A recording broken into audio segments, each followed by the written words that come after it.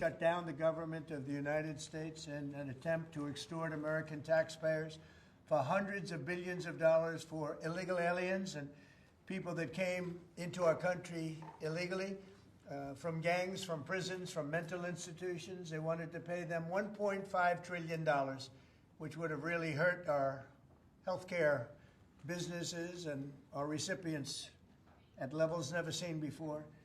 Today, we're sending a clear message that we will never give in to extortion, because that's what it was. They tried to extort. The Democrats tried to extort our country. In just a moment, I'll sign a bill exactly like we asked Democrats to send us all along, many days ago. This cost the country $1.5 trillion, this little excursion that they took us on. Republicans never wanted a shutdown and voted 15 times for a clean continuation of funding. There's never been a time when one or the other party ever didn't sign a continuation. It's just a continuation, not a big deal. It's a continuation, and we'll talk later. Yet the extremists in the other party insisted on creating the longest government shutdown in American history, and they did it purely for political reasons. I want to thank Speaker Mike Johnson, Senate Majority Leader John Thune, as well as House Majority Leader Steve Scalise, Majority Whip Tom Emmer, and numerous other great Republican leaders and congressmen and senators who are here and who frankly spent a long time in Washington getting this thing to go away. I also want to thank the broad coalition of Americans that stood with us in this fight to reopen government, including the Teamsters, the American Federation of Government Employees, the Fraternal Order of Police, AMVETS, the National Small Business Association, the American Farm Bureau, the American Trucking Association. These are all incredible patriots. The Airlines for America, the Allied Pilots Association, the National Air Traffic Controllers Association, and many others, unions and non-unions. Over the past 7 weeks, the Democrats' shutdown has inflicted massive harm. They caused 20,000 flights to be canceled or delayed. They departed so many times, so late. People were hurt so badly. Nobody's ever seen anything like this one. This was a no-brainer. This was an easy extension. But they didn't want to do it the easy way. They had to do it the hard way. And they look very bad, the Democrats do. They deprived more than 1 million government workers from their paychecks and cut off food stamp benefits for millions and millions more Americans in need. They caused tens of thousands of federal contractors and small businesses to go unpaid, and the total effect of the damage their antics caused will take weeks and probably months to really calculate accurately, including the serious harm that they did to our economy and to people and to families. So I just want to tell the American people, you should not forget this. When we come up to midterms and other things, don't forget what they've done to our country. I also want to call for a termination to the filibuster so that this can never happen again. If we had the filibuster terminated, this would never happen again. And don't forget, we have another date coming up in the not-too-distant future. We can never let this happen again, and we should be able to pass great, really great legislation. So I say terminate the filibuster because, by the way, the Democrats will do it immediately if they ever assumed office, which hopefully they won't. Today we had the highest stock market price ever in all of the different markets. We set a record. It's the 48th time in the 9 months that I've been in office that we had this record set. So think of that, 48 times we had a record set, but today is the highest of them all. We're going to break new grounds. Nobody would have thought. I have with us not only the great political leaders, but the great business leaders of our country. They're standing right behind me and right really alongside of me.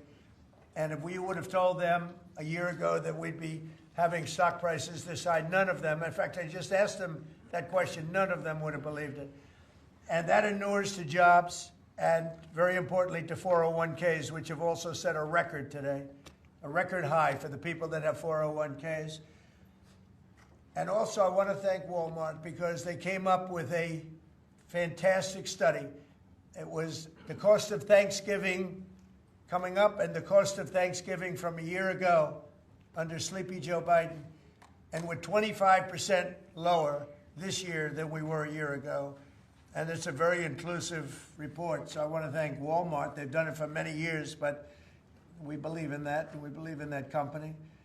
I want to also thank the 8 Senate Democrats who finally did the right thing in voting to end this craziness, this madness. But unfortunately, the vast majority of congressional Democrats were happy for millions of Americans to suffer. They really did suffer, too.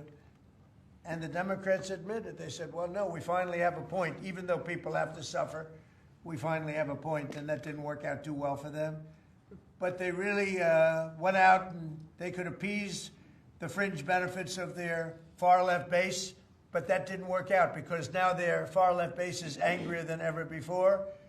We actually elected a mayor of New York City who happens to be a communist. When was that going to happen?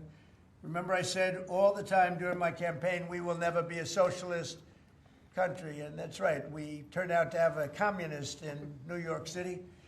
And if you look at his views, those are the views of a communist, not a socialist. So this is no way to run a country. I hope we can all agree that the government should never be shut down again. End the filibuster, terminate the filibuster. It'll never happen again. So with my signature, the federal government will now resume normal operations, and my administration and our partners in Congress will continue our work to lower the cost of living, restore public safety, grow our economy, and make America affordable again for all Americans. Again, costs are way down. Energy is way down. Gasoline is at $2.50 a gallon versus $4.70 for the Democrats. And we think we're going to hit pretty close to $2 a gallon. That's like a really massive tax cut. It's the equivalent of that.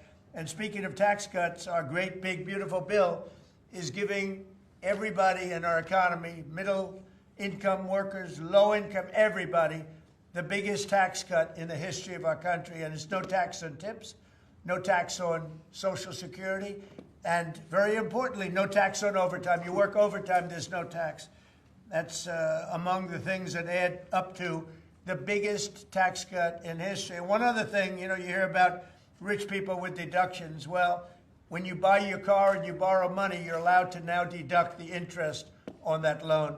So you can take that interest deduction and what you can take is that interest payment and deduct it for income tax purposes. That's a tremendous tax cut right there. But it all includes fixing the healthcare system that Democrats broke with the disaster known as Obamacare. Obamacare was a disaster from day one. It's done nothing but go up. And if you remember President Barack Hussein Obama, when he came up with this crazy idea, he said everything's going to be great. Rates are going to go down. Payments are going to go down. Everything's going to go down. It went the exact opposite, with the biggest increase of healthcare in any country. It's a disaster. And I'm calling today for insurance companies not to be paid, but for the money, this massive amount of money, to be paid directly to the people of our country so that they can buy their own healthcare, which will be far better and far less expensive than the disaster known as Obamacare. And I've had, I think, great support. I've even had Democrat support. So we want the money that would be going to the insurance company, which is hundreds of billions of dollars. Their stock prices have gone up by 1,000% in many cases, 1,000% over a short period of time, because our country stupidly pays them so much money with this Obamacare scandal. So I want the money to go directly to you, the people. And you'll go out and you'll buy your own health insurance and you'll negotiate different plans and you'll get much better insurance, and you will be an entrepreneur for yourself. So I'm always willing to work with anyone, including the other party. We'll work on something having to do with health care. We can do a lot better. We can do great. So much money is involved, and we're willing to pay so much money to the people. So we're going to pay a lot of money to the people. They're going to go out and buy their own health care, and we're going to forget this Obamacare madness. So with all of that, I just want to tell you the country has never been in better shape. We went through this short-term disaster with the Democrats because they thought it would be good politically. And it's an honor now to sign this incredible bill and get our country working again. Thank you very much.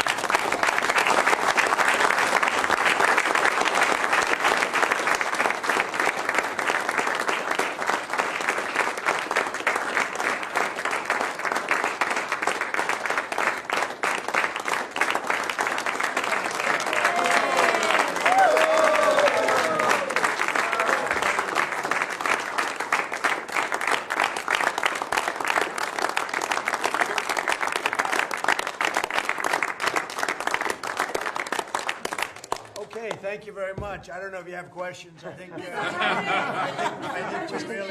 we really have a really great situation. We have a country that we love, and we have a country that's in great shape. As you know, we have now it's over $18 trillion invested in our country by other people and countries. That's a record. There's never been a country that had so much, and that money's going into also building new auto plants, new AI plants, new everything. We've never had a time like this.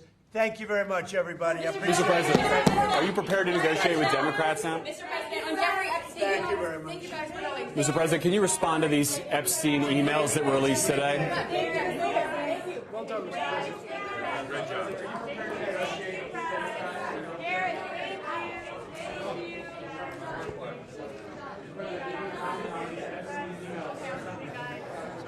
Good try.